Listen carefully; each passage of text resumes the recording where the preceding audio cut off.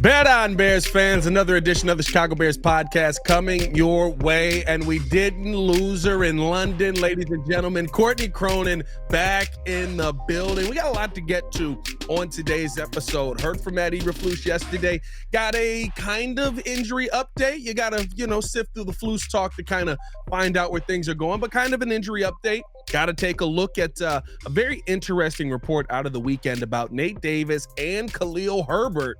Our team's taking a look at them, and do the Bears need to beef up a different part of this defensive line that we've been talking about for a while now? All that and more in today's episode of the Chicago Bears podcast. Hit that like button, subscribe to the page, leave the 5-star review. Y'all know what to do, and if you haven't done so yet, make sure you get to your local Chicagoland Verizon store and enter for a chance to win a trip for you and a guest to see the Bears play in San Francisco. Enter by October 20th. No purchase necessary to enter. Must be a legal U.S. resident of eligible zip code, age 21 years or older. Void where prohibited. For official rules and full details, visit www.espnchicagocontest.com. Now that the bills are paid, Courtney, what's going on? Welcome back. Thank you. It's been a minute. I felt like that London time change was going to do me in, and I was bummed that we couldn't connect when I was over there. But what a cool city, what a cool setup. Like, the game itself was awesome.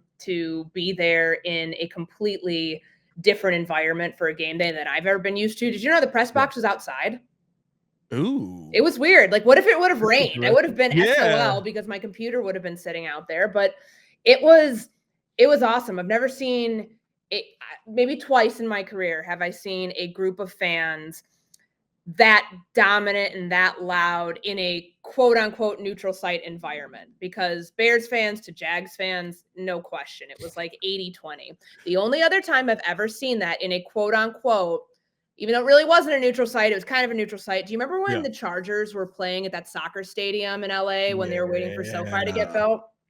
Yes. So I was covering Minnesota at the time, and that was another, again, outdoor press box. Very weird. These soccer stadiums have this sort of vibe for what they have the media doing and where we're positioned to cover these games. But that was like 90% purple. Granted, the Chargers don't really have any real fans except the planted one that we saw last year who was cheering and then made her way onto the McAfee show. Kind of feel the same about the Jacksonville Jaguars. But it was a cool environment. Like, there were Bears fans everywhere. When we were out and about in London, got a chance to like run into some people. I didn't make it to that Bears bar, but that thing sounded, from everybody I've talked to that went, that place was just out of control. Like, there were like hundreds of people that were there to, cheer on their team, whether they were going to the game or they were just over there to hang out and have fun. And bye week came at a good time, not just like for everybody, because when you think about the team itself, they had been practicing since July 20th. They had 4 preseason games in that stretch.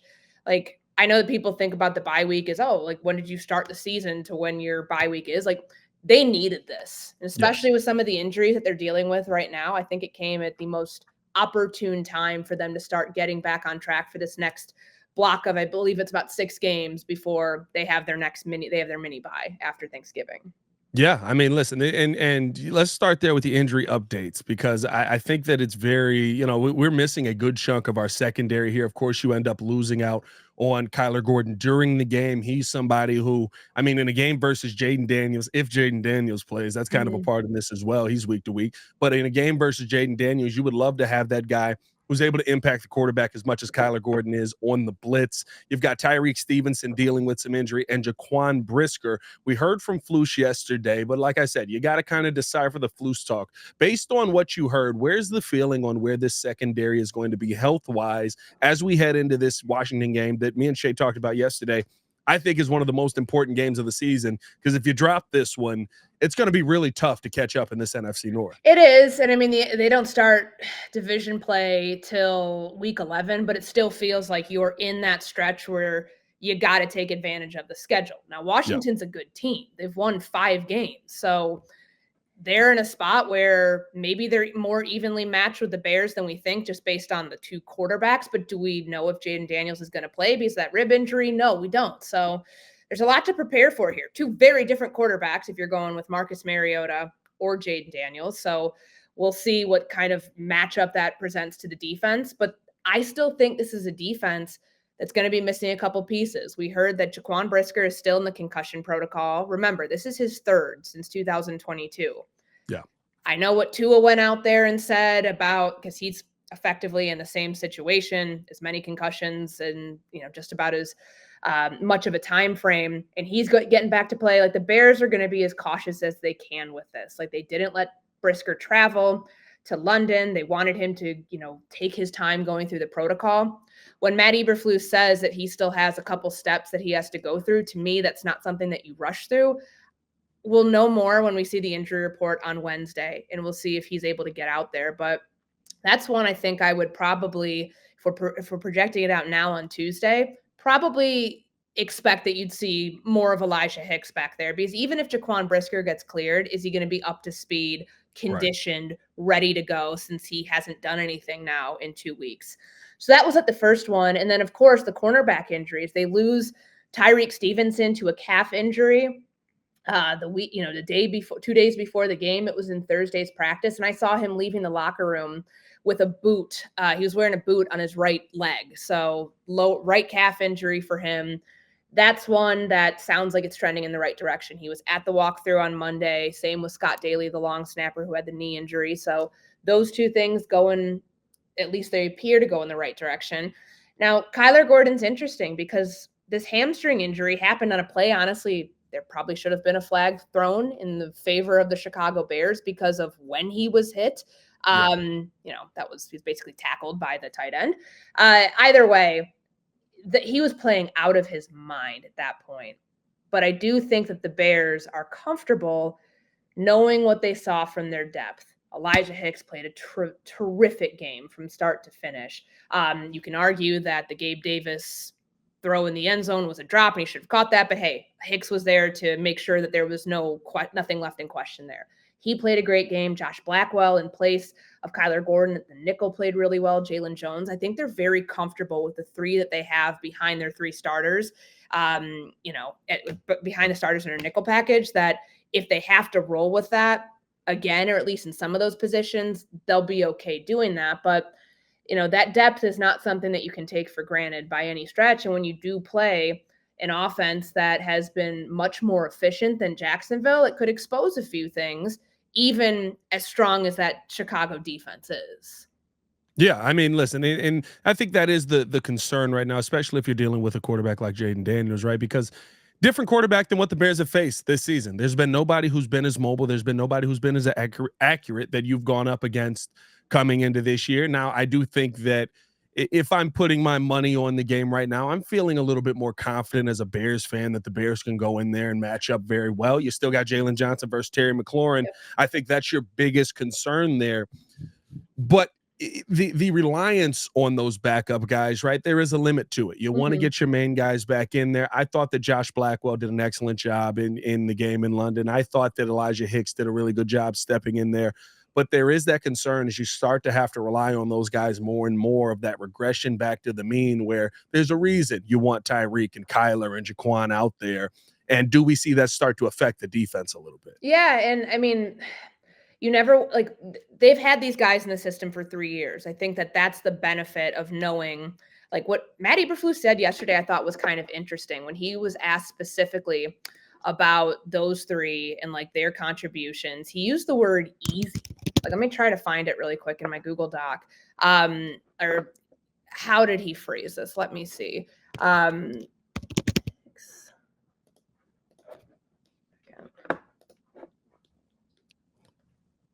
This is in-depth research right here. You got to make sure you get the quote right.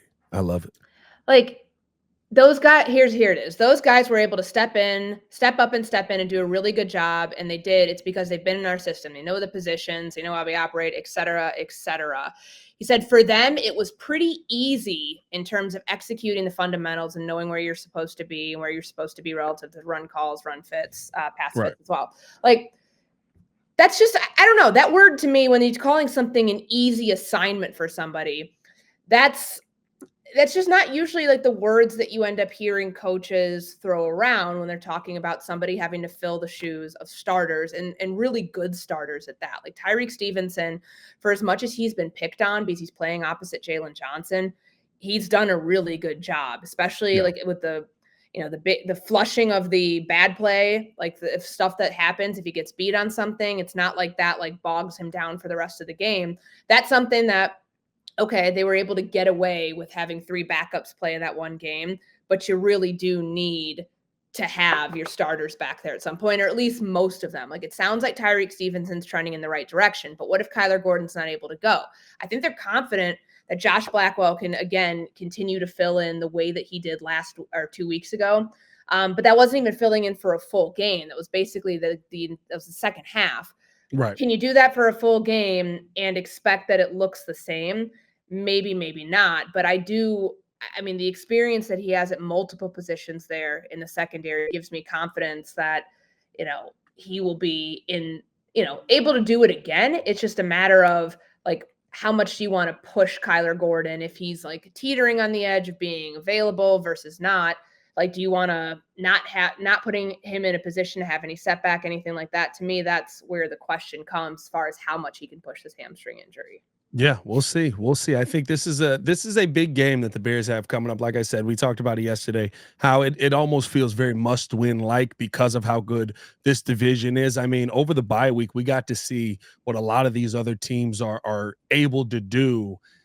Does it feel at all like this is something that may linger past this week? The Jaquan Brisker injury, probably the biggest one, right? Where maybe this is a more than just a this Sunday problem if it does become a problem, or does it feel like, okay, this is just a little bump in the road. Bears are going to be fine. They'll be ready by the time we get to our divisional play and things like that. I mean, fortunately for the Bears, the division play doesn't start until week 11, and they have a couple more weeks to see. I think there's a couple more division games that'll be played that they get a chance to see these 3 teams beat up on each other.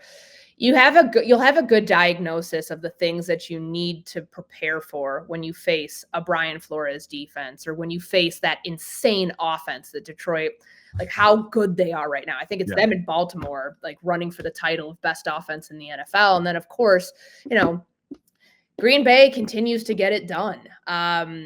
I mean, their defense beat up on CJ Stroud this past week. So hopefully Caleb Williams isn't running for his life, and they've been able to, the progress that they've made in like deepening the pocket, which is a lot of what they talked about in London. Hopefully they're able to continue that. But I just feel like with the Brisker injury, that's one that they're not going to want to, like, he's got 3 concussions now in a 2.5-year span. So I think they're going to try to like be as mindful with that as possible.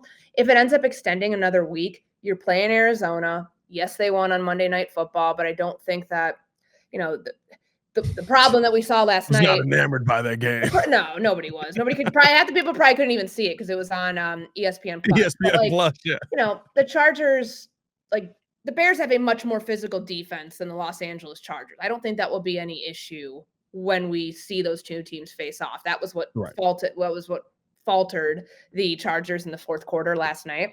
But I just, you want to have your guys for division play. I think that that's where everybody's sights are set right now. Like hearing Cole Kmet talk about the fact that you obviously would, you're in the strongest division right now. Like, of course, you don't want your opponents that you're going to have to face twice a year to be doing great, but it ups the ante for everybody. So can they keep with that in mind? Can they get everybody as close to full health by that point? Like that to me should be like the end goal. And if you have to like work around here, you at least feel comfortable knowing that the depth is experienced, and it's experienced in games this year. I mean, to see Jalen Jones play a full game in place of Tyreek Stevenson, and to see the same for Elijah Hicks, that gives you at least a little bit more confidence that if it has to happen again, as they're trying to like figure out how do you play this, that they can get by and not feel like it's a massive drop off in the back end.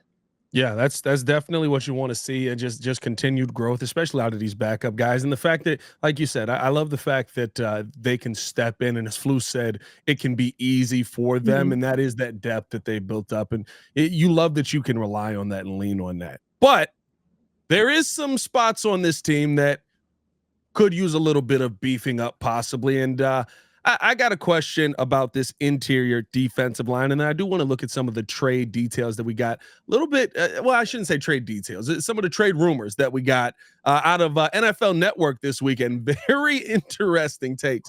But I want to start here because one of the things that continued while out in London was some question marks on this Bears run defense. The interior of this defensive line has become one of the most dominant pass rush defenses in the NFL. Who would have thought you'd be saying that about Andrew Billings being a part of that? But when you see the combination of him and Javon Dexter, it has been massive. Like the video if you agree.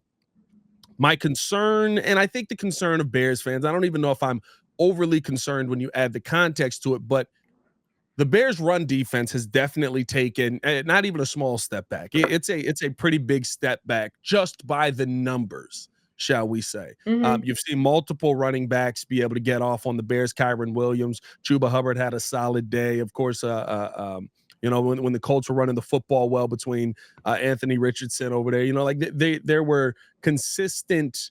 There's been consistent pressure put on this run defense, and the Bears have been able to tighten it up in the red zone, but not so much throughout the field overall. Is there a need for the Chicago Bears to improve this interior defensive line?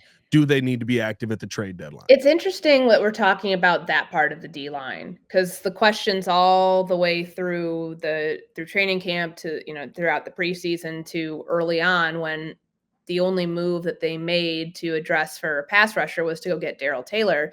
Yeah. You thought, okay, it worked out. And if they need to, they can wait until we get to whatever that is, like week 9 at the trade deadline. November 5th is when that is. It's on a Tuesday.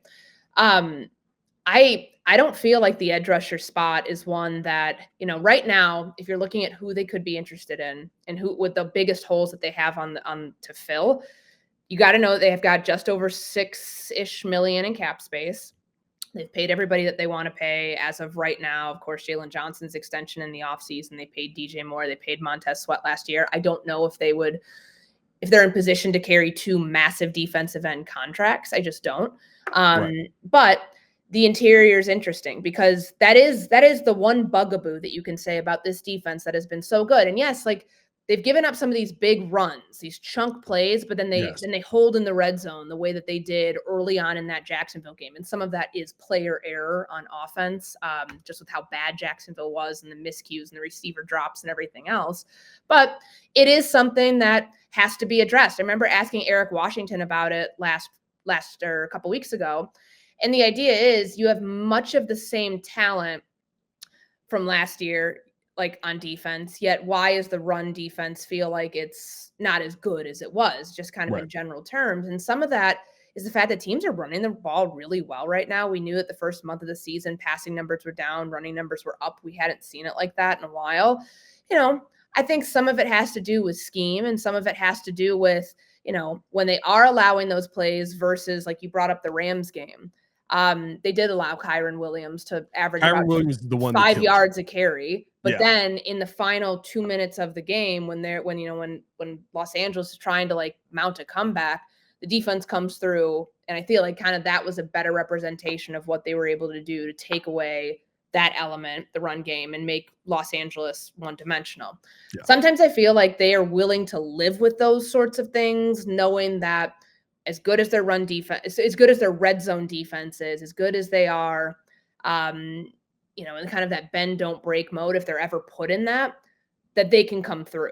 If they were to go after anybody, you would think that it would be some depth on the interior of the defensive line. But again, speaking of injuries, Zach Pickens could be coming back at some point. I know that that's not like that has not been much of a factor this season, but he's got a groin injury that he's been dealing with for a couple weeks. That's the depth that they just have not had there. I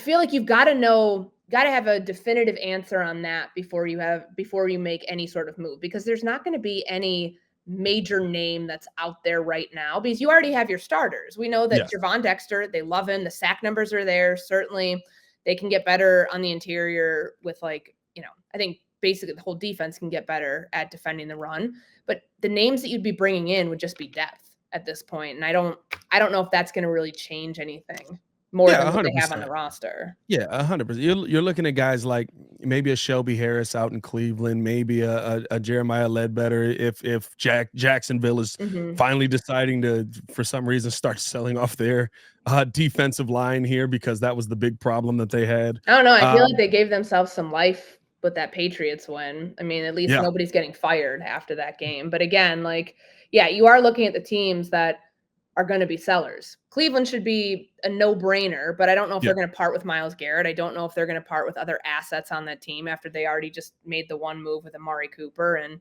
lost their quarterback. But what about the Raiders? What about, you brought up Jacksonville, like Carolina, are they going to start trying to sell off? Like, I think you have to look and see like the quality of the players on those teams to see if that's worth it. Doesn't have to be a long-term investment for certain positions, but if you feel like this is what's going to close the gap in becoming a contender in a very crowded NFC North, then you listen to the calls, or you make the calls, and you try to make a fair offer where you're not having to give up insane draft capital to get something that could be a short and or long-term fix. I think here's the question, Court, is right. Jonathan Taylor's the only running back this season we've given up over 100 yards to. Kyron Williams had a big day. He's the one that really killed you. Tony Pollard had one big run and kind of sputtered through the rest of the game, especially in that second half. Chuba Hubbard had one big run and kind of sputtered through the rest of that game. Is it a problem, though, that will become bigger when you play better teams? Because teams you still have coming up, right? Of course, Brian Robinson Jr. this week. You got James Conner. You've got Josh Jacobs. You've got Aaron Jones, David Montgomery, Jahmyr Gibbs, Kenneth Walker III. All of those guys are on teams that you look at and go, we don't have a problem with this right now, but their interior offensive line is way better than Jacksonville's or way better than Carolina's. Does it become a bigger problem when you start to play the teams that those chunk plays can actually put you out? Yeah, add Minnesota in there too. I mean, that's something that you have to be cognizant of. And this week is a perfect test for that. You have if Jaden Daniels plays, you have a quarterback who on any given play can be a factor in the run game. That is a huge part of his skill set that they have, worked to emphasize as a part of what they do in Washington, on top of the fact that Brian Robinson, is their bell cow. He's the guy that, is going to get the bulk of the carries, and they are a multi-dimensional offense. I think like this is a type of game where I think you use that to figure out, okay, are we okay with where we're at coming off the bye? Are there any major weaknesses that we were, on the fence about? Did they get exposed in this game? Now, obviously, you want to be able to be in position where that doesn't happen. But I feel like this could be a good litmus test going into the next game, where Kyler Murray's a threat to go rip off a long touchdown run the way that we saw him do in the fourth quarter last night. James Conner, that two-headed monster coming out of the backfield. Like, you're going to have more of those the next couple of games here until you get into division play, that will tell you whether you're able to stand up to the David Montgomery, Jahmyr Gibbs machine that they have. I mean, even Minnesota was running the ball better with Aaron Jones, and now they've got Cam Akers on that roster. It's, I personally don't think they're going to make any big swing at the trade deadline, but in terms of adding depth, if they feel that like they're in such a dire position that could set them over the edge and into an actual playoff contender, then I think they at least listen to the conversation or try to like find a way to facilitate it. But, now's a good test to see, all right, was this run defense thing a fluke or I guess, was this just like a choppy first 6 weeks of the season, or are there things that could be fixed with better personnel that you could bring in to help shore up some of those weaknesses on first and second down? Yeah, we'll see. There's an opportunity for the Bears to add possibly to this team by subtracting some of the pieces on this team. I thought it was very interesting, and make sure you guys are liking the video. Make sure you guys had a notification bell hit as well, so you get notified every single time we drop content or go live here on ESPN. I thought it was very interesting hearing from Ian Rappaport this weekend about the possibility of moving on from Mr. 30 million himself, who basically has been relegated to Velus Jones. Like I don't know what role he's in now. You're not a part of the team anymore. And the Bears have basically moved on From anything about Nate Davis being a part of this team, you could kind of tell it was trending that way early on. I think the meeting that Mercedes Lewis and Caleb Williams had a big part to do when you talk about holding people accountable. I mean, there's no more person that needed to be held accountable than Nate Davis here.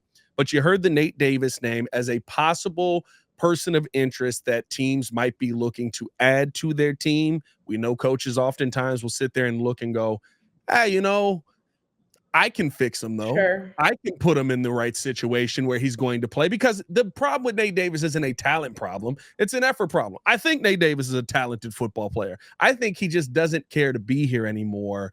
What's the likelihood that the Bears are able to move on from Nate Davis before this trade deadline? And were you surprised to hear his name as a person of interest? Not surprised at all. I mean, that's the no-brainer. When you think about like top trade candidates, there's 3 that come to mind. Nate Davis should be number 1. Khalil Herbert should be number 2. And, if anybody was willing to take a flyer on Velus Jones, he'd be number 3. He's got another year left on his. That point. We had that opportunity. I think that part of this has to do with what, are you really going to get anything back in return? Like cutting their losses and admitting fault without necessarily like coming out and saying it, but showing by personnel changes. They've been willing to, move past the point of, hey man, this guy's got an $11.3 million cap hit this year. We've got to play him. Like we've got to justify the financial commitment that we have to him. They've allowed others to surpass him on the depth chart. Matt Pryor did it after, week 2.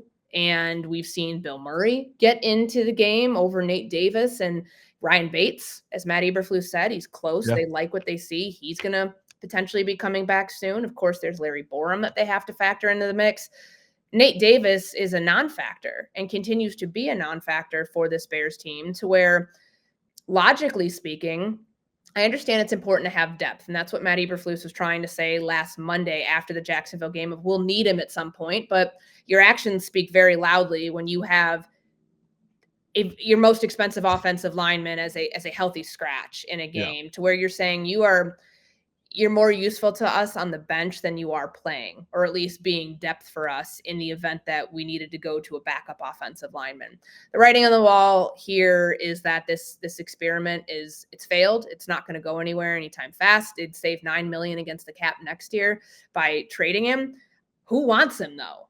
Like, tell me a team right now, a contender that would be trading for Nate Davis, knowing he's got 1 year left on this contract, seeing how poorly it went in Chicago, how, by and large, you can take a look at his career in Tennessee and say, okay, there's some good moments, there's some bad moments. Do you really want to give up draft capital, like good draft capital, to go get him? Like, we'll learn a lot about Ryan Poles and his ability to, kind of trim the fat on this roster, or like part ways with things that no longer serve him, the way that we learned with Chase Claypool when he sent him to Miami for that conditional pick last year. That was a wash your hands of the situation, realize that you took a swing on a guy that didn't work out, and move on. Feels like we're trending in the direction that could happen with Nate Davis, just based on the obvious circumstances that the guy does not contribute anything to this offense. There's other players that do. And when you talk about the main talking point offensively for the Bears going into week 6, it was the fact that the pocket's gotten deeper. Caleb Williams has been able to step up confidently and make throws from the pocket because his offensive line, especially the interior, wasn't failing him the way that it was the first couple of weeks. There were some road grader plays in there that you saw in the run game, especially in the second half when they were wearing Jacksonville down, that were the byproduct of a really good mentality up front. So if that's the case, and knowing that it's always going to be a numbers game with the players that you have on the roster, and that you have some guys on IR that you want to get back, that you have to create room for, then no question, you're going to try to shop Nate Davis and see if anybody wants him. But I'm just, what do you get back in return that's a fair compensation that you're like, all right, let's do it, like pull the trigger? Like, is it the cap relief next year? Certainly. 6th round pick could get that done this year, maybe a 7th. Yeah. It will tell you just how done they are with him if that does happen, and how little the trade compensation is. I think it's just getting something for nothing, right? You're moving on from a player who has 0 parts of your team at this point, who basically had, I mean, we were there all training camp, Courtney. He had minimal part of most of training camp, most of preseason, right? We're sitting there going, all right, is Is this guy going to get after it at all out here? Is he gonna play? Like, what's happening? And we never saw that fire return to Nate Davis that maybe once was there. And I don't know if you're going to be able to ship him to a contender per se, but even if you're getting a 7th round pick, even if you're getting a 6th round pick, right? It's something for nothing, because every team in this NFL knows you're getting rid of him for nothing after this season is done. He will not be a part of this roster going into next season. They will definitely, like, because of the cap relief, right? So why not take what you can get now? I think about a team, right, like the Colts, who just lost Will Fries for the season to a broken right tibia. They're a team that's competing. Am I going to say they're a contender? Absolutely not. But do they want to keep competing? I don't think that they've waved the white flag yet. I think they're going out there every week and still trying to show something and win games. I think that they want to try and be competitive through the rest of the season. We've seen the Colts be a team fairly consistently that's like, make the playoffs by any means necessary, whether we win a Super Bowl or not. At least we made the playoffs. We've seen them do that with older quarterbacks going back a few years now. I see them as a potential trade partner for Nate Davis, because if you can replace a starting right guard with a guy who, in theory, talent-wise, is a starting right guard, I don't think that's a lose-lose situation for you, especially knowing that the Bears aren't in a position to dictate draft capital at all. Yeah, I mean, you're cutting your losses. And if there is a team that wants to, I guess, just like fill an injury void, you're doing it more or less on a short-term basis because he has 1 year left on his contract. You're not bringing him in with the thought of having to extend him by any stretch. If it's a low-cost move like that, then I could see it. Then I could see like an absorbing team, a team that would absorb that contract, being like, all right, it's a move that gets us through the rest of the season. Now, Right. you know, the other end of that is going to be, how does Chicago, like, you know, this spins everything forward to the offseason, just of another move on the offensive line that hasn't really yielded what they wanted it to, certainly, but it just it'll continue to put pressure on this front office to nail it in the offseason by addressing some of the things that, you know, they did. They gave him a massive contract. They thought they were doing the right thing, and it just did not pan out. But, you know, maybe like the early part of this front office regime that we've seen now for 3 years, and some of the moves that they made that didn't work out, maybe there will be something about their process that changes in terms of the character part of some of the players that they're bringing in, which is an on-field and off-field, an attitude, a will to want to sort of thing. We've seen it now fail with 2 players, with Chase Claypool, with Nate Davis. I don't think you could say that part about Velus Jones. I think it's just a straight up talent issue. But these are learning experiences that along the way shape the philosophy of how a team does business in bringing in talented players, or players that they believe are talented, to help out. And the silver lining here would be that this teaches them something that they will not end up doing the same way come free agency in 2025, when they inevitably are going to look for his replacement. Yeah, I mean, you gotta find something on this offensive line. You hope that Ryan Bates is something, but I mean, I'm not as confident as some people are in the Ryan Bates acquisition. You've essentially got one piece on your offensive line that feels like a long-term piece, and that's Darnell Wright. Yeah, that's concerning when you've just brought in a rookie quarterback. You got a lot of work to do there if you're the Bears. Another name that was brought up in the Ian Rappaport rap report, shall we say, is that was cheesy, my bad. Is Khalil Herbert. I think you said right. He's the other name that has been, you know, probably the best name on this roster that the Bears can trade. The running back value around the NFL seems to be, I guess, kind of going up, right? Cam Akers got a conditional pick, so in return for him, I think Khalil Herbert is not only a healthier running back than Cam Akers is, but also at this point in his career, a more talented running back than Cam Akers is. And I think that, you know, not to say you could go out there and get top tier draft capital or anything like that, but I think this is a piece that if the Bears negotiate it right, there's enough teams around this league that I think are looking for running back help. They may be able to get a little bit more value than expected. What is a Khalil Herbert outlook on this Bears team look like for you? Well, I'm not going to say he's fallen out of good graces with the staff or anything like that. I just think that they look at it historically. they used 2 running backs in Seattle's offense. It was Kenneth Walker and Zach Charbonnet. That's how they ran things. And that's how they're doing it here in Chicago with DeAndre Swift, who has found his groove. He's, I think, the X factor. If you had to pick one player not named Caleb Williams on offense, that's the X factor for this thing going forward and continuing the momentum it has. It's very clearly DeAndre Swift, and then Roschon Johnson behind him. You found clear-cut defined roles for your top 2 backs, and that kind of leaves scraps for everybody else. When Travis Homer is able to come back, what does his role become? Like, it seems like they prioritize him even over a Khalil Herbert. So this one makes sense for for him being a trade candidate, simply based on he's in a contract year. Like, it's a very small investment for the team that would be taking him on. It's just, how do the Bears want to do this in terms of depth? Like, do they feel that they've got enough running back depth that if there was an injury or something that they had to overcome for a couple games or a stretch in the season, that they'd be okay parting ways with Khalil Herbert and relying on who they have? Because they're just not using him. I mean, he has 16 rushing yards this season. He's been he's been active for every single game. They're just, they just don't have any. He's on kick return. Yeah, they don't have any use for him on offense. And that's okay if you can't find anything. Like, what if it's a 5th round pick? Like, I mean, I think that would be plenty to part ways with Khalil Herbert, because you're not keeping him beyond this season. You have your 2 guys. The writing's on the wall as far as like the direction that this group is headed. I think this would be a very wise move for them to shop him as much as they can the next couple of weeks, knowing that they're set and they're in a good spot right now with their running back room. Yeah, now the fear from a lot of Bears fans is what you mentioned, right? What if somebody gets hurt? What if that's always a somebody risk goes that you're going to down? have to deal with, though. Like, Yeah. and, Travis Homer eventually, and we know that they really like him. Eventually, he's going to be coming off IR with the finger injury. Maybe that's all the depth that they need, or how they view it. I mean, heck, like, just take a look at the run game, though. Like, holistically, they don't use Kari Blasingame the way that they did last year in the run game. They're much more apt to, in some of the heavier formations that they go into, using offensive linemen as the fullback. Like, I just think that they've reimagined what their backfield looks like in a way that doesn't need the sheer numbers that we may have seen previous Bears offenses have in terms of depth.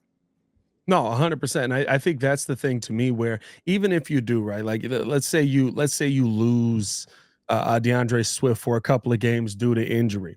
I'm not mad at Roschon Johnson becoming the lead back in that situation. I don't think that Khalil Herbert steps in and all of a sudden is the lead back in that situation, right? I think that he has moved that far down the depth chart to where, outside of injury and things like that, like you're probably not throwing Khalil Herbert in there as your main option. You're probably changing your run style. You're probably becoming more of a downhill rushing team than an outside zone rushing team if that injury were to take place. Now, if you have a situation like last season where, you lose a couple of pieces at once, then maybe then you're wishing you had a Khalil Herbert.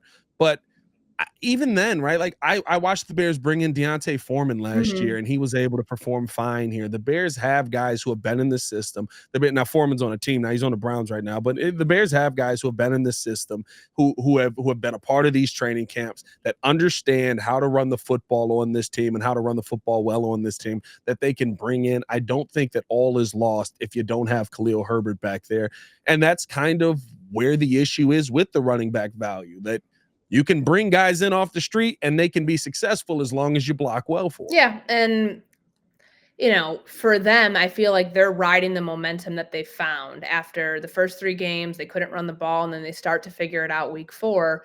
They have a rhythm. They know who goes where, in what situations, in what, certain down and distances, when you're in the red zone, who you're running with on the goal line. And sometimes that is DeAndre Swift, but that's a clear-cut Roschon Johnson sort of vibe. And I think they're okay with that, like that they figured it out. And sometimes there's an odd man out. It just happens to be Khalil Herbert. But like, let's go back to training camp. We had been talking about him potentially being the odd man out, because remember, Roschon Johnson was dealing with injuries. So they had to keep Khalil Herbert around. Like, would they have done this had the offense been completely healthy, or that position group been completely healthy earlier this year? Maybe. But now seems to be like the right time where you can strike for some value and get some return on a player that you're letting walk in the offseason. If you were to go likelihood that he's on the team past the trade deadline, Nate Davis and Khalil Herbert, what percentages are you giving both of those guys that they're still Chicago Bears post-trade deadline? Probably give Khalil Herbert a higher percentage to not be on the roster. You think about some of the running back injuries around the league. I feel like he could at least garner or net a 5th-round pick, late day 3 pick for the Bears. I'll put him at a 45% chance that he's still on the Bears roster at the deadline. And I guess with Nate Davis, I know this is kind of like a cop out. Like, I'm wondering, like, who's going to take him? Other teams have eyes too. 31 other teams can see that this guy has been utterly ineffective, and that's putting it But nicely. Courtney, you know how coaches think. A coach will look at Nate Davis and be like, "But he's talented.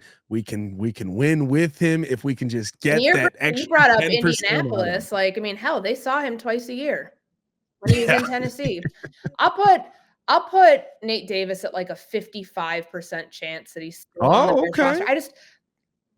It makes too much sense. I just don't know what they're going to be able to get back for him.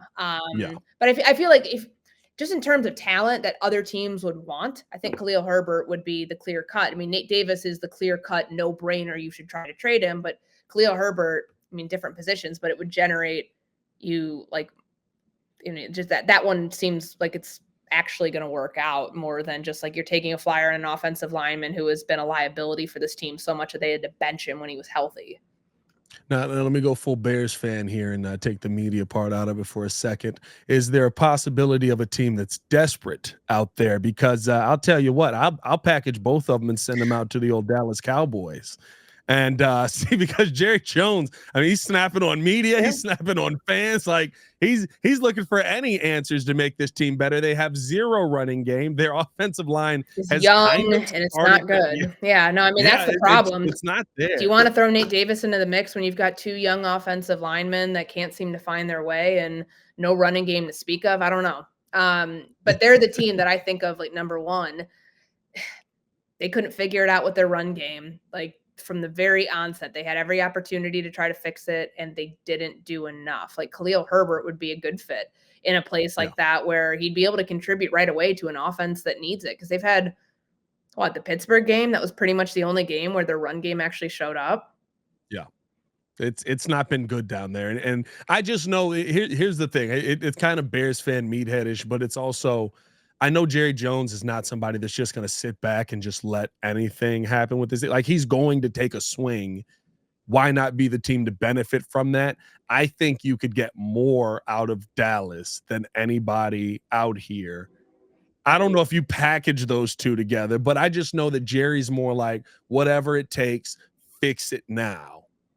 And Khalil Herbert, in essence, is a fix. And if you can get Nate Davis off the books with him as well, I'm not mad at either. Give me maybe slide me a little conditional 5th opportunity for a 4th if we get minutes out of guys. I don't know. But at the end of the day, I think I don't see either one of these guys being a part of the team. And it's Khalil Herbert. It's a little more sad because of, he's talented. You'd like to be able to utilize him in some way. But I think post-trade deadline, number one, just opening up roster spots for sure. And they're going to have to. And Ryan Bates. You got to. And so I think if a team, right, day before the deadline calls you and said, we got a 7th, that's conditional if he plays more than 5 games to turn into a 6 for Nate Davis. I absolutely think Nate Davis is on the first thing flying out of this city. Yeah, I mean, I get it. I'm just trying to think logically on it about teams that are willing. I mean, he's still due quite a bit of money. No guaranteed money left, I believe, in 2025. And like the Bears have paid the majority of that salary, but think about the cap hit that the new team has to absorb in all of that. Unless you're going to restructure it, I don't know how it works financially to where you're like, oh, sign me up for that. Sign me up for someone who has been so much of a liability that they had to be benched. And there will always be that one team that thinks that they can fix a guy. I'm with you on that. I just don't know if teams, I mean, you got to give these teams credit. They have eyeballs just like you and I do. I don't know why you'd see a guy like that and be like, oh, change of scenery is automatically what he needs when it might be he's just not that into playing football at a very high level. Yeah, no, I think that's. I don't know if it's because of the situation last year. If he lost something, like I know Nate Davis used to be good. I remember watching with Tennessee. He used to be able to play. I remember these days, but it seems like those are long forgotten, and we'll see what ends up happening at the deadline. I think the Bears will be active. I guess one more trade before we get up out of here. The percentage that Carolina Panthers second round pick that keeps going in the right direction. I think it is 34th now Yeah, I behind mean, the Browns, I want to say. that Is there what percentage chance is there that pick is still on this team past the deadline? Because we know Ryan Pohl's affinity for sending second round picks. Yeah, but I mean, that one I would not send. That one should not Yeah. even be on the table. That's going to be like the second, third, or fourth, potentially, if it's not the first. If there is a team Yeah. that's worse than Carolina this year, if it is the New England Patriots, like that is too valuable of draft capital to give up. And like, who would you be giving that up for? Max Crosby, Myles Garrett? Like, personally, I don't believe either of those two teams are going to trade either of those players. I mean, we know that Detroit's getting desperate. That was one thing that was exposed in the Minnesota game, that they really need help on the edge. But I can't see Ryan Poles parting ways with that pick, knowing that they have offensive line needs, like significant ones that they could very well use to address that early on day 2. Yeah, I would hope not. I'm kind of getting to the point now where I'm like, we had the conversation yesterday about, do you kind of have to play a little bit of chess and block Detroit from pairing Aiden Hutchinson and Myles Garrett together for the next 10 years. But at the end of the day, you got to find consistent offensive linemen. I mean, like I said earlier, you got one piece, maybe two, if you feel confident about Tevin Jenkins getting a contract. I don't know if I'm there with as much injury as he's dealt with this season. I think the likelihood is that Tevin Jenkins probably plays for another team next year. But you got 4 other pieces you need to fill with not filler pieces, not a Coleman Shelton, not a Ryan Bates. You need legitimate starters in there. You get that with that high draft capital. So we'll see what this Bears team ends up doing. Welcome back, Courtney, to Chicagoland. Good to have you back in the city. We definitely missed you here on the podcast. Make sure you guys hit that like button, subscribe to the page, leave a 5-star review. Y'all know what to do. For Courtney Cronin, it's your boy Pat the Designer, back at it again. Let us know your comments down in the comment section below. Y'all stay safe out there, Chicago. Bear down. One love. Peace.